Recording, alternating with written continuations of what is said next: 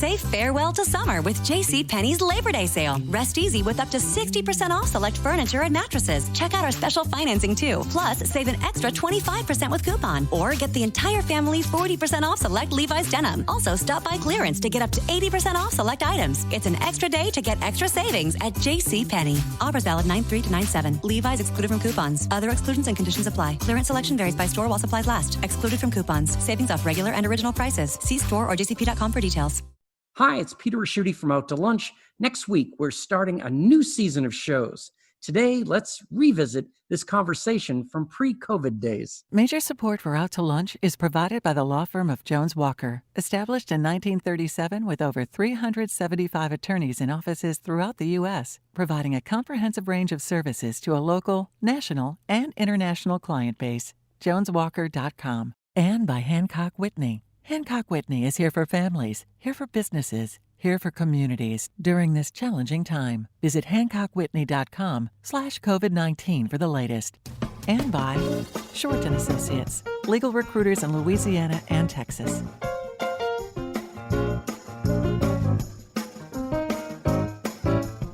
From Commander's Palace Restaurant in the Garden District in New Orleans, we're Out to Lunch with Peter Raschuti. Peter Raschuti is Tulane University's A.B. Freeman School of Business professor and director of the award-winning Birkenroad Reports. It's business, New Orleans style. Hi, I'm Peter Raschuti. Welcome to Out to Lunch. On most shows and podcasts about business, stories fall into a few predictable categories. The company that made it against all odds, the entrepreneur who everybody said was crazy, but look where he is today, and the person who would never have gotten to be a superstar if she hadn't been fired from that awesome job and thought her career was over. All of these stories have one thing in common. History, to some extent, has already been written. Today, I want to introduce you to two entrepreneurs who are in the midst of writing history.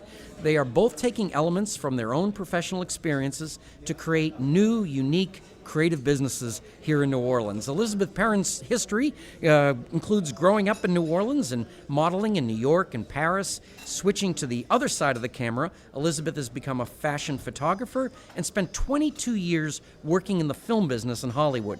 All of these experiences combined to create the venture Elizabeth launched here in New Orleans in 2015, a full-service talent and creative media agency called 5245.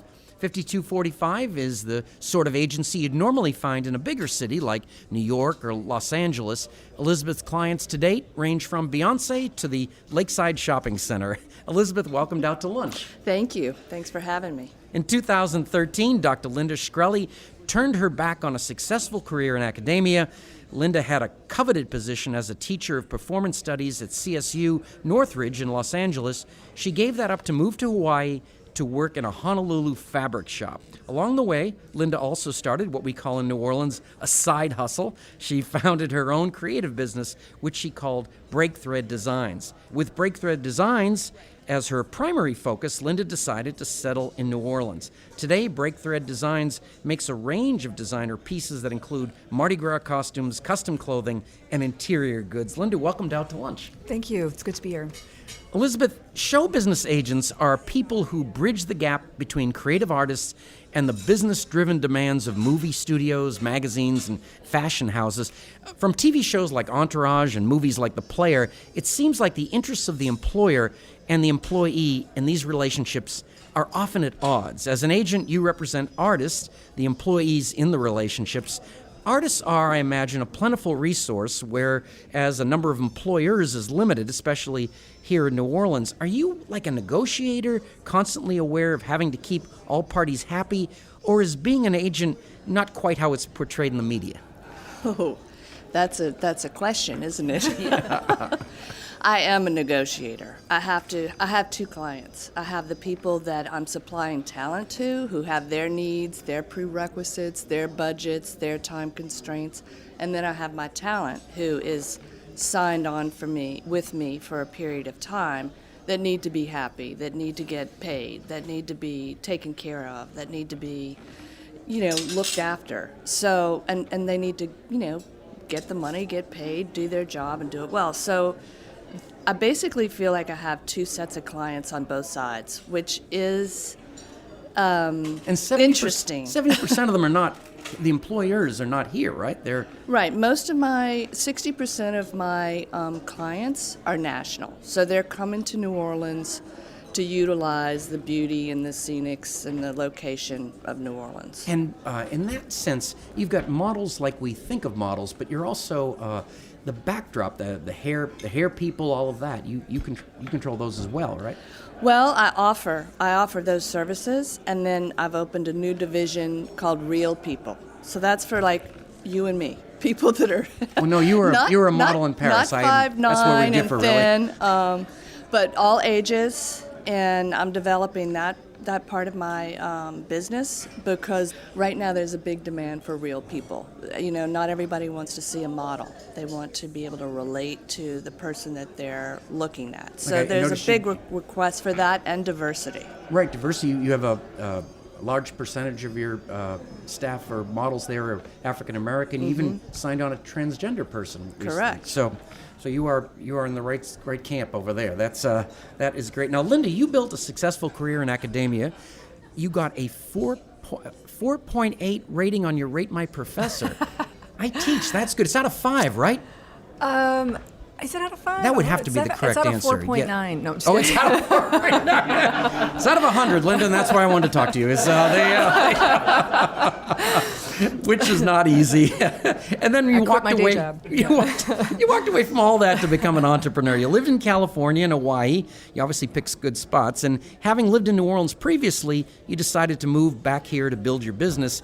If I was going to look for a common thread in all this, I would have guessed it was the internet. You have extensive experience in communication, and creative people often say with the internet, that's why they can live anywhere. So I'm surprised to find that you're building breakthrough designs in the old-fashioned way by word of mouth. Apart from a recent Instagram account, you have no digital presence whatsoever, no website, no Twitter, not even a Facebook page. Obviously, this tactic is working. Is going digital free an intentional business decision? No, not necessarily. You just need someone to build these things? Yeah, okay, there's call that number on your screen. We need exactly. There's definitely that, and I think intentionally for a while I decided to opt out of social media for my own personal reasons, and it seems like the most opportune tool at this point to have, a successful business. I mean, you really have to have a digital presence. So I feel like I'm relearning those tools. And it's been fun, actually, because I think one of the things I was kind of shying away from was the personal focus, and now I just get to focus on the business aspect of things through the internet. And speaking of that, you're not a business person per se, so you've had to learn this side. That's true. I'm a communications and performance studies Those are other background. majors. They're in different schools. I just wanted to point that out to you. Yeah, exactly. But I feel like so many of the students that I've crossed paths with are business majors, or they go on to be entrepreneurs, and so they're looking for those communication skills as well. Who are your customers? Right now, I'm trying to build a client base through our costume custom here in New Orleans, also through home goods and interiors, and there's a huge market on handmade goods and crafts online as well, and that's what gives me pleasure. So I'm trying to make sure that doesn't get erased in the hustle. Now, do you ever make costumes for the film industry or commercials? Or? I have not tapped into the film industry. That's here. what she knows. Yeah. This is why we have the show. Yes. And then we get a finder's fee, and then everything really works out great. Now, Elizabeth, these people that you have, are they unionized? Is this a business that's... I started my business 3 years ago, and I'm also not a business person. I am now, but I was not. What program was it? Was it Capital One? I went through the Capital One Great. Getting Down to Business program last year, and that was helpful. But before that, I was just doing my own sort of independent work as a freelancer in the film business and as a photographer. But when I started my business, I mean, I really did have to step it up because there's contracts and the negotiations and keeping all that money and the finances straight. It was a lot for me to learn, but I've come a long way. And of course, the other thing you talked about coming a long way, is you were, up until very recently, working out of your house, and now you're going over to Launchpad. That's a step. That's a great step. I think that will give my clients a sense of security coming to meetings at Launchpad, and also my talent will have places to have mixers, do fittings, I think it'll just be a lot better. It'll be a lot more unified. You really spice up Launchpad. They bring your models in and all. There's They're going to be happy with yes, us. that's all going to work out. Linda, if you don't have the business background, I mean, how have you had to? You're trying to monetize this. You're trying to make a living. Have you thought about going into something like Elizabeth has, some training? Yeah, absolutely. I've been doing some research on. The Urban League of Louisiana has their Women's Resource Center. That's right. And so I've been looking a lot at their accelerator program, which actually started in January. I think it's kind of like a year-long program that is like step by step, but I think where you can get in along the way. And then there's also the Small Business Administration.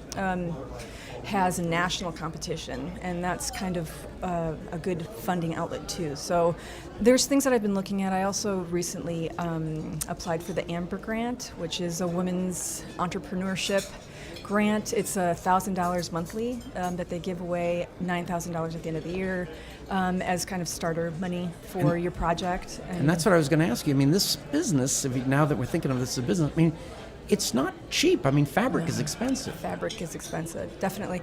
And it's also tactile, so I don't really enjoy purchasing fabric and supplies online because I want to be able to see the goods and see how they feel and what I've they also can heard do. I could find you at garage sales on Saturdays and things like that. Absolutely true.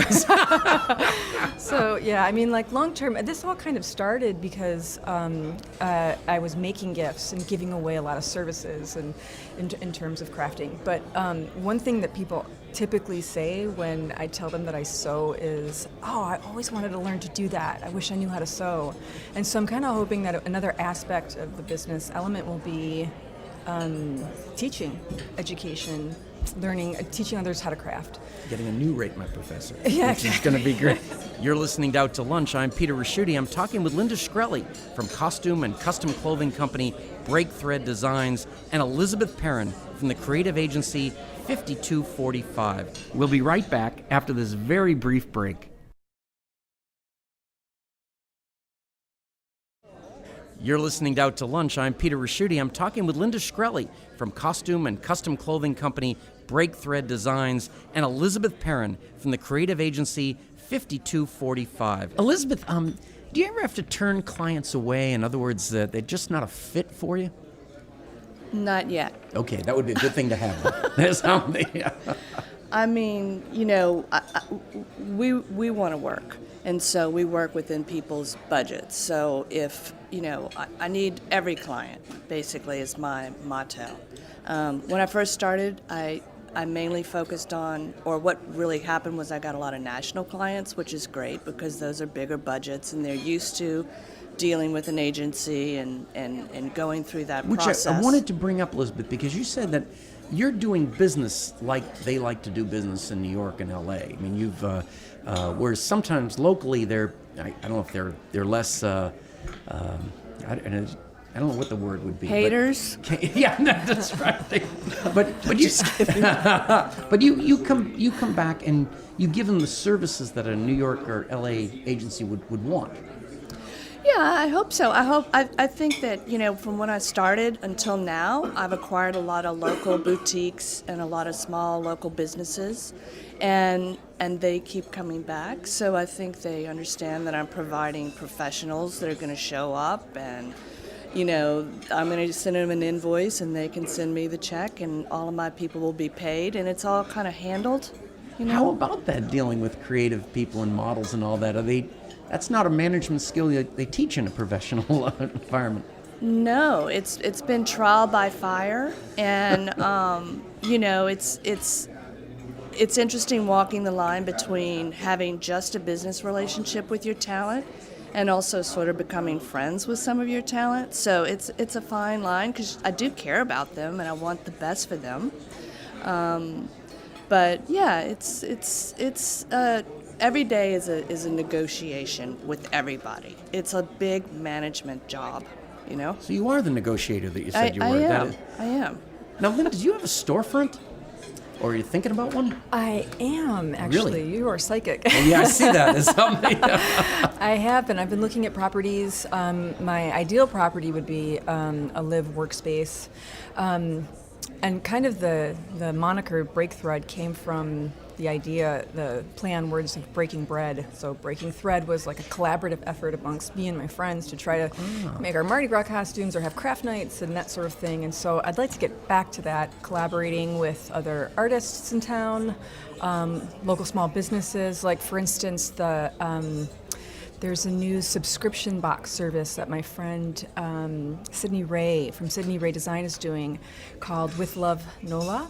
So every month or so? I think it's every couple of months, yeah. So she does a curated box from local handmade goods and beauty and apparel and coffee, food, that sort of thing. And so I'm going to be trying to collaborate with them, as well as also finding ways to sell your products when you don't have a storefront. So if that means selling your products where you're buying your fabric, like Uptown Needle and Craftwork, which is a great space.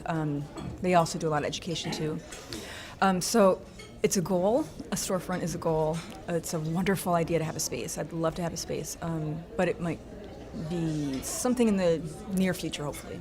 Well, that's good. Right now it's virtual. You'll have to tell us where you are. Which brings us back to Elizabeth. How did you get the name for the company? Do you live at that address? Well, when I moved back to New Orleans from living away for 30 years, I wanted a name that grounded me back in New Orleans. And also, so many names are impossible to get. For internet sites? Yeah, GoDaddy. I mean, it's just impossible. And I didn't want an association with any sort of name. I wanted to build the brand the way I wanted to build it. So I just took my family street address, which is 5245. Excellent. So now you're not going to change the name to the Launchpad Center. So that's good. No, but I am considering doing a slight little rebrand because the only issue I've noticed is that people can't seem to remember or recall the name of the company. So I'm kind of like, 5245, 4552, numbers in the wrong order. So I don't know. I'm thinking about that. I'm going to be rebranding my logo to more accurately telegraph that the 52 comes before the 45. So we'll see if that works. Because 4552 is like a demographic where you try to sell shoes or something like that. That would be the... Now, Linda, Elizabeth, this is the part of the show we call Another Great Idea. Maybe you've got a friend like this, someone who's always got a great idea for you. They tell you about this job you should apply for, or that guy you should have a cup of coffee with, or a great investment opportunity you should jump on. Now, you can take advice like this, and it turns out to be a disaster. You can dismiss this advice and miss out on something that might have turned out really great, or you can take your friend's advice, and it turns out to be the best thing that ever happened to you. Do you have an example in your life or career of a friend who had a great idea for you? Did you take their advice, and how did it turn out? I guess I'll start with Linda. Yes, I was in grad school at Eastern Michigan University in Ypsilanti. Hometown of Iggy Pop. Oh, wow. All right. And you're from Michigan, but you haven't done that thing to me, that mitten thing. high where five. You hold your hand up and tell me where you are. Where am I? Yeah. But my mentor there, Annette Martin, I told her I wanted to continue grad school, and she suggested LSU, and I would never have known about the program at LSU or how much of a fit Louisiana would have been for me, or New Orleans specifically, if she hadn't suggested it. I mean, I was young. I wanted to go to New York. I wanted to go to the West Coast, and I came down and visited, and it was definitely kismet. So I took that advice, and it was definitely something I don't regret. I mean, in fact, I owe her a lot for that. Yeah. And after that, you went out to the far west, but you came back. That's true. Yes, exactly. What made you come back? I felt like when I left, I knew I was always going to come back. I had to finish my dissertation and go out and get my first big girl job. And I was also experiencing a lot of wanderlust and kind of feeling rootless. But I knew that when I wanted to come back and put down roots, when the time was right, I would. And has been, and it's been great. The last year has been really great, very welcoming. Things are kind of rolling, and it has not stopped being the city where, you can make things happen here, and no one's telling you no. They're telling you, what are you into? You were having a beer and you thought, where do I want to live? Below sea level. That's where I'm going to try to go. Elizabeth, what about yourself? Well, basically mine was, I wish I had taken some advice that was given to me by my dad, but just being rebellious and wanting to do what I wanted to do, when I wanted to do it, how I wanted to do it, I did all that, which has put me in a good position to do the business I'm in now, but also wish that I'd gone to law school. If I had a degree in entertainment law right now, whoa, that would be a whole different level. Not too late. Maybe. We can take the LSAT right after this, and we can. I have thought about it. By the way, when you talk about advice from your parents, they would probably have pretty good advice. You'd see your dad was a photographer, then your mom and dad ran a film company. These weren't random pieces of advice. No, they said do not get in the business. Basically they said don't get in the business. I was like, I'm already in the business. You put me in the business. So, there's a lure to being freelance and independent. Every job is a new, experience. But then at the end of the day, you don't have security. You know what I mean? And I tell that to my artists too. Like a lot of them are like, oh, well, I'm in college, but I want to stop college and be a model full time. And I'm like, do not stop college. Keep going to school and we'll work around it. That's my advice too. I hope, the talent, and I hope that, and most of them take it. Linda and Elizabeth, every business is creative to some extent, but starting up and running a business where creativity is the business itself requires a special kind of skill. You're both building successful businesses that combine your own unique experiences in areas where there are few precedents to follow in New Orleans. Congratulations on your successes to date. I look forward to keeping up with both of you, and thanks for taking the time to join me today on Out to Lunch. Thank you so much. It was a pleasure. Thank you. Thanks for having me. It was fun. My guests on Out to Lunch today have been Elizabeth Perrin, founder, owner, and creative director of 5245, and Linda Shkreli, the owner and founder of Break Thread Designs. You can find out more about Elizabeth's creative agency and Linda's design studio by following the links on our website, itsneworleans.com. The producer of our show is Grant Morris, our technical producer is Eric Merle, and our researcher is Maggie Mendel. You can listen to the show and to past episodes of Out to Lunch wherever you get podcasts and at itsneworleans.com. If you want to know what we look like, and I think you should, you can find photos from this show on itsneworleans.com and at It's New Orleans Facebook page. The photos were taken today by Allison Moon. Out to Lunch is a production of INO Broadcasting for itsneworleans.com and WWNO 89.9 FM. I'm Peter Raschuti. Thanks for joining me. I look forward to meeting you again next week around the table here at Commander's Palace for more business, New Orleans style, on Out to Lunch. Major support for Out to Lunch is provided by the law firm of Jones Walker, established in 1937 with over 375 attorneys in offices throughout the U.S., providing a comprehensive range of services to a local, national, and international client base. JonesWalker.com. And by Hancock Whitney. Hancock Whitney is here for families, here for businesses, here for communities during this challenging time. Visit HancockWhitney.com/COVID-19 for the latest. And by Short & Associates, legal recruiters in Louisiana and Texas. Mitchell Foreman wrote and performs all the music on Out to Lunch. You can hear Mitchell's music anywhere great jazz is sold or streamed, and at mitchellforeman.com.